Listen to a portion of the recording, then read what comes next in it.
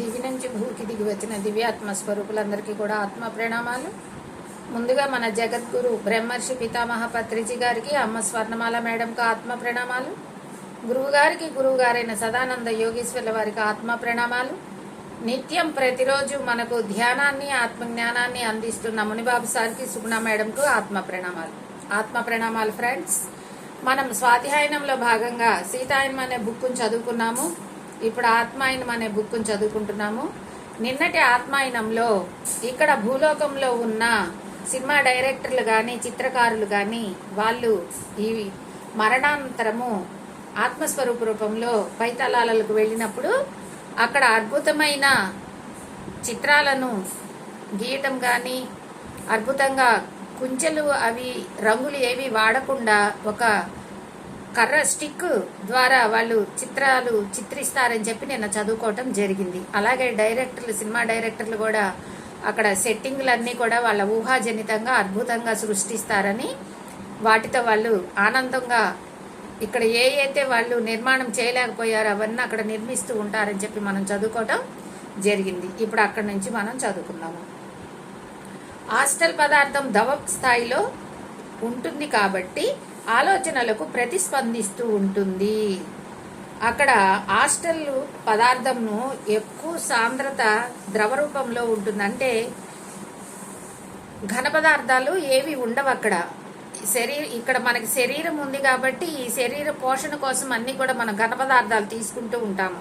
అక్కడ హాస్టల్గా ఉన్న ఆత్మస్వరూపులకి ఘన పదార్థాలతో కానీ, ఘనంగా ఉన్న వస్తువులతో కానీ, అంటే బరువుగా ఉండే వస్తువులతో కానీ ఏమీ కూడా అవసరం లేదనమాట. వాళ్ళు ప్రతిదీ కూడా రూపకల్పన, ఆలోచన, ఆ స్థితికి ఆలోచనలో ఏదైతే వాళ్ళు ఊహించుకుంటారో వెంటనే వాళ్ళ కళ్ళ ముందు అది ప్రత్యక్షం అవుతుంది. దాన్ని వాళ్ళు అనుభవిస్తారు, ఆస్వాదిస్తారు, అలా చేస్తూ ఉంటారని, ఆ సాంద్రత, ద్రవ సాంద్రత ఎక్కువగా ఉంటుందని చెప్తున్నారు. అందుకే బొమ్మ ఏర్పడుతోంది మ్యాజిక్ చేసినట్లే. బొమ్మ ఏమవుతుంది ఊహించుకోగానే ఆ స్టిక్తో అలాగా స్మరించగానే, అలాగా ఆనించగానే బోర్డు మీద వెంటనే అక్కడ బొమ్మ తయారవుతూ ఉందన్నమాట. ఆలోచన ఎదిగే కొద్దీ బొమ్మ తనుగుణంగా మారుతూ ఉంటుంది. ఎప్పుడైతే ఆత్మస్వరూపానికి ఆలోచన కలుగుతూ ఉంటుందో అక్కడ బొమ్మ అలాగా ఏర్పడుతూ ఉంటుంది. అంటే తను ఊహించుకోవటమే ఆలస్యం, అక్కడ బొమ్మ రూపంలో మనకు కనపడుతూ ఉంటుంది అని చెప్తున్నారు. భూమి మీద మన గ్యాలరీలు ఉన్న బొమ్మల సైజు కన్నా ఈ క్యాన్వాస్ చాలా పెద్దది. మనం ఇక్కడ బోర్డులు తయారు చేసుకోవాలంటే మనం అన్ని కొలతలు పెట్టుకొని ఒక బోర్డు తయారు చేసుకొని దానికి ఒక వైట్ మరి క్లాతో లేకపోతే పేపరో ఏదో ఒకటి అంటించుకొని దాని మీద మనం పెయింటింగ్ వేస్తాము. అక్కడ అలాంటిది ఏమీ అవసరం లేదు. ఒక క్యాన్వాస్ అనగానే పెద్ద పేపర్ లాంటిది, అది కూడా ఊహా కల్పితంతో కూడుకున్నదే అన్నమాట. అలాంటి ఒక తెర లాంటిది అక్కడ ఏర్పడుతుంది. దాని మీద ఒక స్టిక్తో తను ఊహించుకున్నట్టుగా బొమ్మలు గీయగలుగుతారని చెప్తున్నారు. అంత పెద్ద బొమ్మను హాస్టల్ ప్రపంచంలో వేయటం కష్టమైన విషయం కాదు. ఎంత పెద్ద బొమ్మ అయినా కూడా వేయచ్చు అనమాట. క్యాన్వాస్ మీద ఒక భాగంపై మనసు ఏకాగ్రత చేసినట్లయితే ఆ పెయింటర్ కోరుకున్న పెయింటింగ్ తయారైపోతుంది. ఆ బొమ్మలోని అద్భుతాలని, ఆ రంగుల్ని నేను వర్ణించలేను. ఆ రంగుల ఛాయలు, మస్కలను తెలియదు నాకు. ఎరుపు లాంటి ఒకే రంగు 30 ఛాయలు కనపడ్డాయి అంటే వాటి వర్ణించడం ఎంత కష్టం అవుతుందో మీకు అర్థమవుతుంది. స్పష్టమైన వర్ణన నేను చేయలేను అని చెప్తున్నాడు ఆయన. అంటే ఒక్క కలర్లోనే 7 రంగుల ఇంద్రధనస్సు కలరు షేడులు దాంట్లో కనిపిస్తూ ఉంటాయి అన్నమాట. అంటే 30 వర్ణాలు ఒక్క వర్ణంలోనే కనిపిస్తూ ఉంటాయి. అలాగా 7 రంగులు, ఇంద్రధనుసులోని రంగులు 730 రంగులు ఒక్కసారిగా ఒక చిత్రంలో అతను చిత్రించినట్లయితే ఎంత అద్భుతంగా ఉంటాయి ఆ రంగులన్నీ. రంగుల హరివిల్లు లాగా ఉంటుంది కదా, అదే చెప్తున్నాడు. నేను ఆ రంగుల్ని కూడా నేను వర్ణించలేను. అంత అద్భుతమైన ఒక్క రంగుకు వచ్చేసి 30 రంగుల తేజస్సు, 30 వర్ణాలు కలిగి ఉంటుంది ఒక్కొక్క కలర్ వచ్చేసి. అందుకని ఆ రంగులన్నీ కూడా నేను వర్ణించలేను, అంత అద్భుతంగా ఉంటుంది అని చెప్పి చెప్తున్నారు.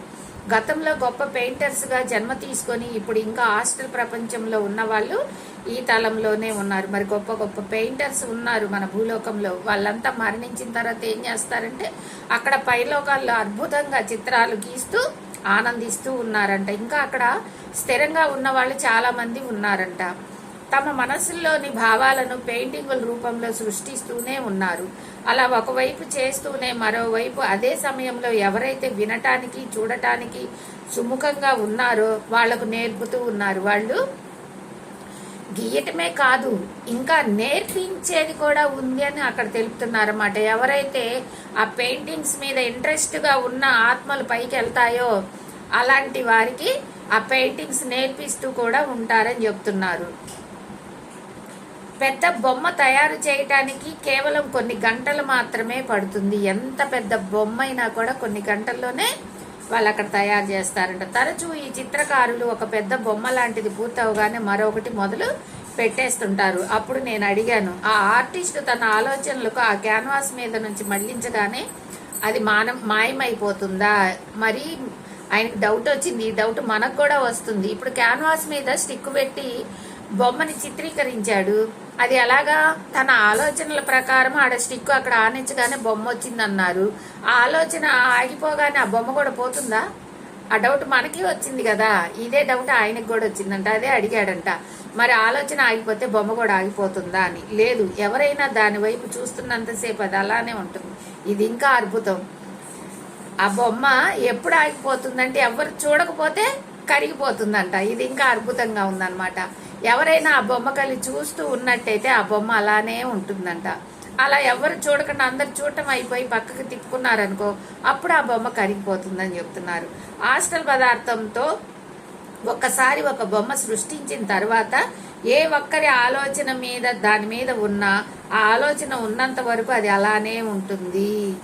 ఒకరి ఆలోచనలు కూడా దాని మీద ఎప్పుడైతే లేకుండా పోతుందో అప్పుడు అది క్రమేపీ కరిగిపోయి హాస్టల్ వాతావరణంలో కలిసిపోయి ఇక ఎన్నటికి రాకుండా పోతుంది. మళ్ళీ ఇంకో కొత్త ఆలోచన, కొత్త బొమ్మ సృష్టించాల్సిందే అని చెప్పారనమాట.